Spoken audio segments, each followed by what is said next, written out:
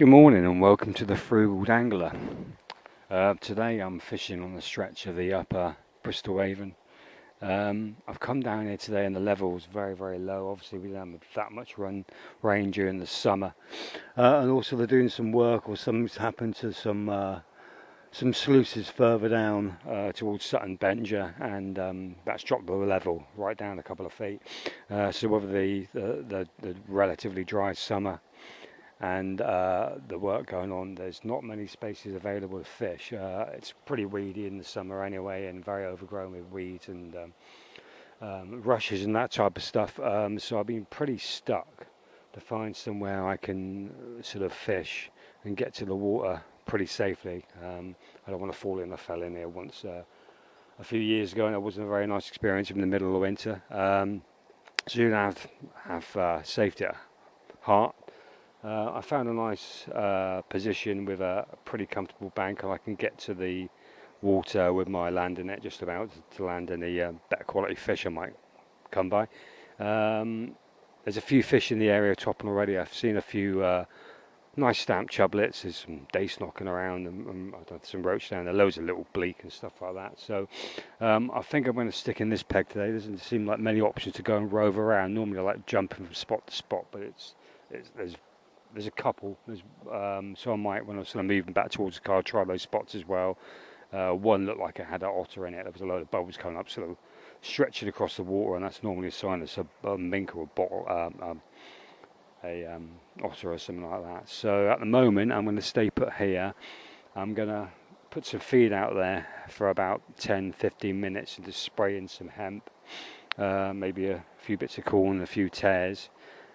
Initially I'm going to go over the top of it with a prawn. I like catching on prawn down here in the sort of warmer months, spring and early autumn. I've had some quite nice chub out on the prawn, so I'm going to try that first of all. And if that doesn't work, then I've got a waggler set up there, and I'm going to fish. I'm going to fish tares and corn, maybe some bread. I've got some bread on as well on the waggler. So basically, trying for a bit of a mixed bag today. Whatever's knocking around. Hopefully I'll get a few better quality fish and a bit of land them in this peg. If not, hopefully it won't blank. So let's see how we get on. I'm going to go out first of all on the ledge here with a prawn and see if I can get a bite. Cheers. Keep watching.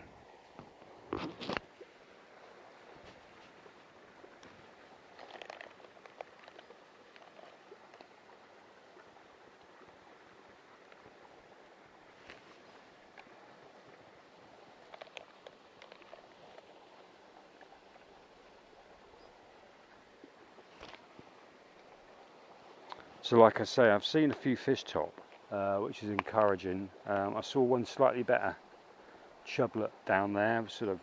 It wasn't massive, it was only about half a pound, but at least it's encouraging. There's a few better stamp fish in the peg. To be honest today, I'm not really after really big fish. I'm after anything that comes along.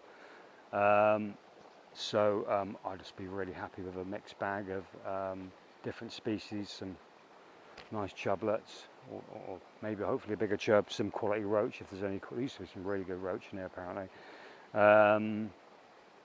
Dace, some quite nice dace. I haven't got maggots or anything like that, or worm for prawn, for perch or anything like that. So I basically got a few different baits which are more for the sort of cyprid species, like your roach and your chub and dace and stuff like that. So we'll see how we get on. I'm just going to spray in a few tares and some hemp for another 5 minutes. Before I started talking to you, I've been spraying some in for about 10 minutes. Four biggish pouches, and now I'm just sort of dribbling a little bit of loose feed over the top. So I'm going to do that for another 5 minutes. What was a better quality fish top down there to the left, something bigger. I mean, there could be in a pike after the small fish. You get a lot of pike in this area. Everything sort of shows up in this area, especially in the winter. There's a big slack on the inside, and fish seem to show up when it's really pushing through. But I haven't had that many good fish out of here. I know other people have, but I've had a few half decent chub. But there's other pegs I prefer for the chub if I can get them, but they're difficult to get to at the moment. In the winter, it's a bit more and knock back the undergrowth, so I sort of drop them in to the inside slacks to show you. There's a couple of pegs here, and basically I tend to drop a bait just right down inside, just off the bank, and quite often there's a chub showing up there knocking around with its mouth open, shifting food, and yeah, around this area down here, or over here maybe. I've had them out of here, but I'm mainly in this peg down here. A good piece of bread flake, and it's like a size 6 hook or something like that. Or I had a few out last winter on a bit of cheese paste, just knocked in the side, and bam, boom, boom, it's over. Some decent ones for down here as well, because they're not absolutely massive. I've had a few better quality ones out here. So anyway, let's carry on back there, keep putting some feed in, and then I'll go over the top of it on a prawn and see if I can get a bite. I'm pretty confident I'm not going to blank. That's one thing. I think I'll catch something, yeah. And I'm happy most of the time these days just to catch any old fish. If you can see that there, I'm going to sort of get down to the water's edge a bit more, spraying a bit more feed. I haven't got that much hemp on me. I was trying to be a bit frugal and save some bait back, so I got another tin at home, but I didn't bring it because I wanted to use the other stuff I got. I've also got some bread. I could knock up some mashed bread, I suppose, but I don't really like using mashed bread that much in the summer. I've caught over it, but I think it's a better sort of winter or autumn bait, mashed bread, but I could be wrong. Ooh, it's a few better quality chublets and dace down there. I wouldn't mind catching some of those. I've had some good days down here in the past. I mean, back in the 90s I used to fish down here, and had some really nice days fishing, catching roach and some big perch, and used to always get seen off. That was back in my sort of match days when I was fishing ridiculously light, really, considering what I fish now. And with all the undergrowth, so quite often I look these big fish and they just tear off to the far bank. I didn't stand a chance. I don't know what they were. There was talk I've heard of back in the 90s, tench coming out of this, maybe there were tench, which I wouldn't have stood a chance on. I was sort of 1.1 bottom of the 20 hook and of all this undergrowth.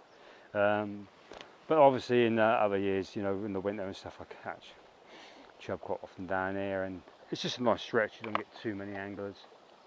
It's pretty wild and natural looking, which is sort of what I like. And you don't get the boat traffic you get on the Thames. On the Thames, almost sometimes it can be a bit of a nightmare, but down here you don't get that. So it's quite nice. It's quite nice. I do like the Avon. It's just a bit further for me to travel from where I live, for me to go, so to speak. So that's why I don't fish it quite as often. Because if I was closer, I'd fish it all the time, really. Because I do prefer it. I fish some other areas as well, up towards Malmesbury. I do like the areas at Malmesbury as well. There's a nice stretch up there which is free fishing, and there's a car park beside it which is really close, and there's a nice view as well of the Abbey.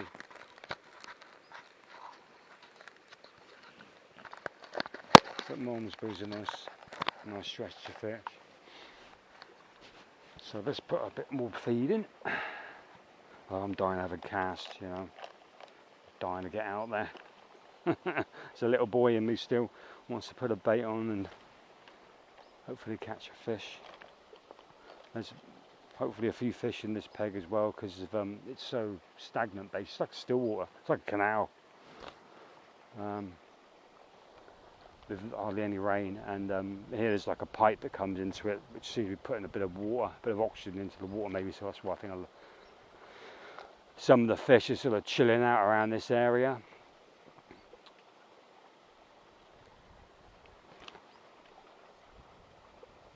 A few tares. I know you're not supposed to feed tares too many at a time, but I'm putting a few in. I've been using tares on the Thames a few times recently, and I haven't been catching them. I've not had a bite on a tare, which is weird, because I used to catch a few fish on the tares back in the 90s. But the last few times I've used them, this hasn't worked. But a chap I used to know. He used to fish down here with hempen tails. So this is back in the 90s once again, and he used to catch some cracking nets of roach on them. So you never know, might get a few. I've caught on the old sweet corn down here before in pellets and stuff like that, trotting through roach and choblets and stuff. So yeah, I don't see the point of using any maggots at the moment because there's so many bits in there, so many minnows and loads of bleak. They're going to be demolishing that. There won't be any point, so I'm going to have to use bigger baits. Right, so let's get out there and give it a cast. I think I can't wait anymore. I've been putting bait out there for a good 10-15 minutes, sprinkling a bit of hemp in. So I'm going to go out there on a prawn and see if I could cast in and get one. So my tackle today, I'm using my 12-foot carp feeder rod. It's a Method Meter feeder rod actually. It's a Darwin Matchman. I got it for Christmas. I'm going to use that. I'm not bothered about what rod it is, as long as it's a tip rod. I've got the lighter tip on today because there's no flow. It's like I say, it's like tell what it reminds me of. I used to fish it for years and years back in the 80s. King Sedgemoor Drain, and it reminds me of King Sedgemoor Drain with the way of all the duckweed and stuff. So let's put a bait out. I've got a 6 pound main line, a 6 pound hook length, got a lower diameter, and I got a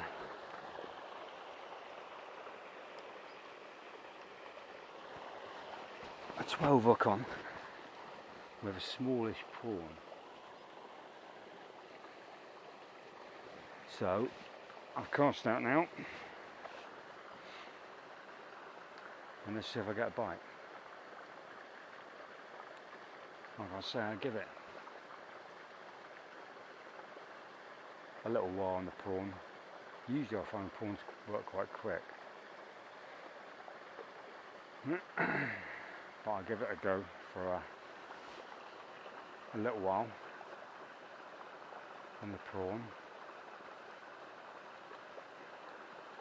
And see if I can get something. I'll be happy getting a choblet. At least I want a blank. Oh, yeah, I got a bite straight away. Oh, and I got him. Yeah, I think I got him. Yeah, there he goes. Oh, no, pulled out. Oh, damn it. Damn it.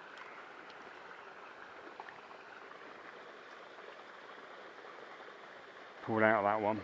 That's a shame. It wasn't that big. It's about half a pound choblet. Give me a cracking bite. Tipped me right over, but it pulled out down there. I was putting a bit of pressure on. There's a lot of snags in this peg to try and get him in because there's a big boulder thing in the water, as well as all these rushes and stuff. And I was trying to keep him out of that and slip the hook. Hopefully that hasn't spooked him more. It's a shame. It wasn't massive. It wasn't massive. It was maybe half a pound, something like that. But give me a cracking bite. The tip just went right over. So let's try again. At least I've had a bite. But I normally find if you spook them like that, they might not come back. So we'll see if we're lucky. That's my own fault. Then I'm putting a bit too much pressure, trying to keep him out of that snag. He's heading for it. I'll cast that again with another prawn on.